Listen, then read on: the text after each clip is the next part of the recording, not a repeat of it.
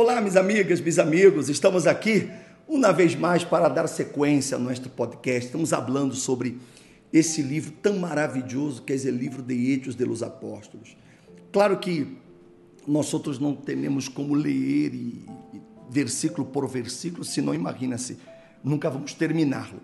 Pela ideia é mostrar-lhe o dinamismo da obra de Deus, de como o Espírito Santo ele forjou e formou a igreja, e como os homens que eram llenos do Espírito Santo, eles se comportavam ante as situações que eles tinham que enfrentar, porque o hecho de que eles receberam o bautismo com o Espírito Santo não significava que a vida seria um mar de rosas, não? Porque às vezes as pessoas pensam que se eu tenho o Espírito Santo, então eu vou ter uma vida um mar de rosas, ou seja, não vou passar por problemas, mas não é nada disso. O Espírito Santo foi o que Jesus disse: recebereis poder quando haja venido sobre vosotros o Espírito Santo. O Espírito Santo me dá um poder para quê? Para anunciar Jesus, um poder para levar Jesus a los demás, um poder para manifestá-lo a los demás. E foi isso que aconteceu com a igreja. Traz o bautismo com o Espírito Santo, a obra de Deus começou a passar por um processo revolucionário. Tanto que depois da cura de aquele paralítico de nascimento que havíamos comentado anteriormente, a Bíblia disse que o número de pessoas que se converteram chegou a 5.000.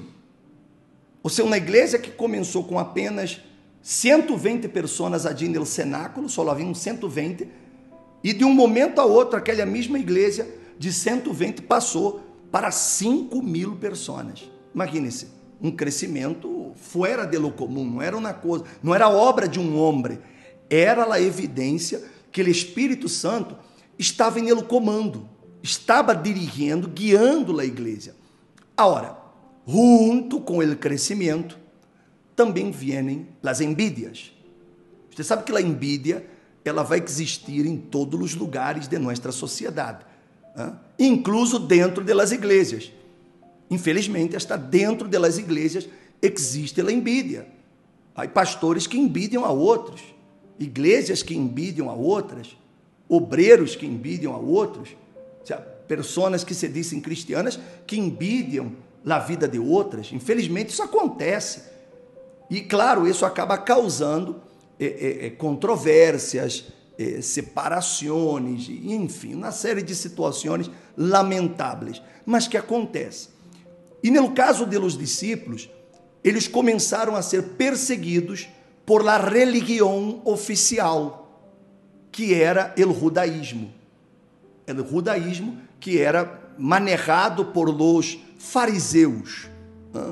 Os fariseus, através dos sacerdotes e do sumo sacerdote, os mesmos que crucificaram a Jesus, agora começava uma jornada de persecução contra os apóstolos.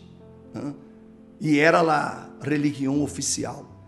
É um pouco interessante isso, não? De como a história se repite, não? A história é cíclica, por lo tanto ela se vai repetindo. E diz a Bíblia que depois que viram que o homem havia sido curado, que Pedro havia feito outro sermão, e nesse sermão o número de convertidos chegou a 5.000, então se disse na Bíblia que sucedeu no capítulo 4, verso número 5, disse que sucedeu que ao dia seguinte se reuniram em Jerusalém os seus governantes, ancianos e escribas, haviam prendido a Pedro e a Juan, e estavam ali o sumo sacerdote, Anás, Caifás, Juan e Alejandro, e todos os que eram del linaje de los sumos sacerdotes. Você vê aqui, eram os cabecillas, não? De la religião oficial que estavam por detrás de la persecução contra los apóstolos. Então, sempre que você veja que a igreja passa por persecuções, você tem que entender que por detrás dessas persecuções há quienes estão manipulando essa persecução. E normalmente são aqueles envidiosos que usam seu poder de influência, seu poder econômico, para manipular meios de comunicação, para manipular órgãos governamentais, para perseguir a Igreja de Jesus. Vê que isso aconteceu nos dias apostólicos. Portanto, se você está aí em qualquer parte do mundo, em qualquer lugar que você me esteja vendo, e sua igreja está passando por uma persecução, estão perseguindo a igreja, estão perseguindo ao bispo, ao pastor, estão saindo notícias em meios de televisão, ou periódicos, ou rádios, ou está havendo essa persecução, entenda que por detrás da persecução estão os que manipulam a persecução, que são os religiosos e normalmente aquela tradicional, aquela que é a religião oficial, que por envidia começa a mover seus palitos, suas formas de poder atacar o evangelho, para tratar de perjudicar a igreja. Então, você já tem que aprender que ser perseguido é parte do cristianismo. Não há cristianismo sem persecução. Não há cristianismo sem situações injustas. É parte, você vê, que mal hicieron os apóstolos? Nada, apenas sanaram um homem que estava enfermo há 38 anos. E por causa disso, o linaje do sumo sacerdote, todos os sacerdotes, eles foram e echaram mano a los apóstolos e los detuvieron. Todo por essa peleia religiosa. Então, eu queria abrir esse parênteses para abrir seus olhos quanto a isso. Quando há persecuções, dê graças a Deus por elas. Se você, por exemplo, está sendo perseguido, bispo, estou sendo perseguido em minha própria casa. Meu marido me está perseguindo porque eu estou indo à igreja, minha mamá, minha esposa, meus irmãos me estão criticando. Lhe pergunto, por que eles estão criticando? Porque estão dizendo que você abandonou a religião, que você cambiou de religião, que você já não é mais o mesmo, que você... Enfim. Então, você já sabe que por detrás disso há esse transfundo. E você tem que aprender que é parte. Mas dê graças a Deus, porque significa que você está indo no caminho correto. Por isso eles estão perseguindo. Por exemplo, a Igreja Universal, que é a igreja a quem eu hago parte, que sou o bispo da igreja, nós outros hemos sido perseguidos em todo o mundo, todos os lugares. E para nós outros já é comum, já sabemos como funciona. Então, para mim é algo está gratificante, de graças a Deus, quando aparecem lutas aqui, lutas ali. Então, isso é graças a Deus. Deus permite, porque fortalece nossa fé, nos hace cada vez estar mais de rodillas ante Ele para não perder a humildade, a condição que somos de servos, e nos hace ter mais comunhão com Deus. Então, você não vê a persecução como uma coisa mala, é algo bueno, aunque duele, que nada lhe gusta, mas hace parte, e eu quero que você aprenda com isso. E disse a Bíblia que, havendo-los puesto em meio de ellos, les interrogavam, dizendo, com que poder ou em que nome habéis hecho esto?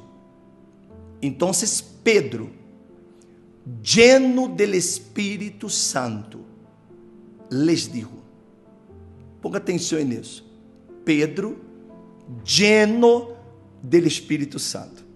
Vamos abrir um parênteses. Esse mesmo Pedro foi o Pedro que negou Jesus 3 vezes, porque ele teve medo. Foi o mesmo Pedro que estava encerrado, quando Jesus ressuscitou, que eles estavam encerrados, allá em el cenáculo, por medo de los judíos. Eles estavam desesperados, porque os judíos estavam indo detrás de eles para matá-los igual mataram a Jesus. Então, eles estavam encerrados por medo.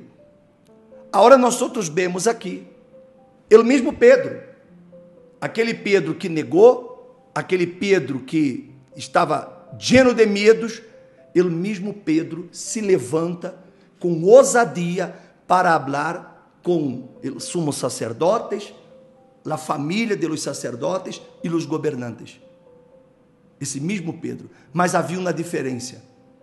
Aquele Pedro de antes era um Pedro que seguia a Jesus, que creia em Jesus, mas que não tinha o Espírito Santo.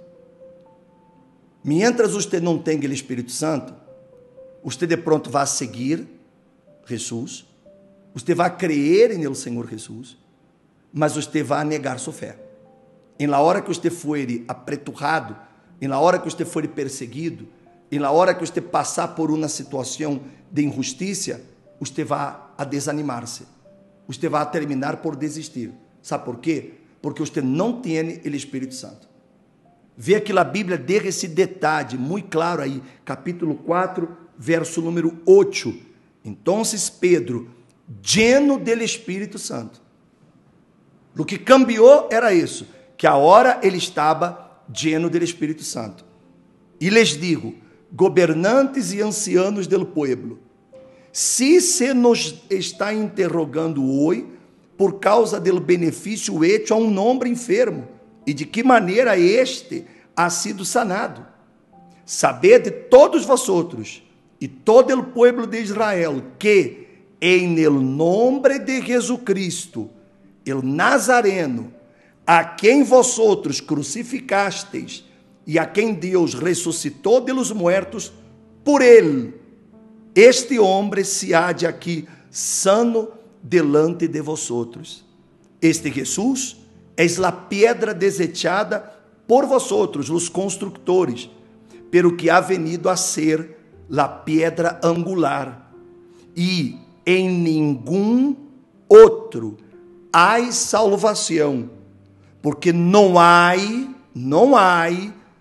outro nome bajo el cielo dado a los hombres en el qual podamos ser salvos. Veja, meu amigo, minha amiga, a atitude de Pedro.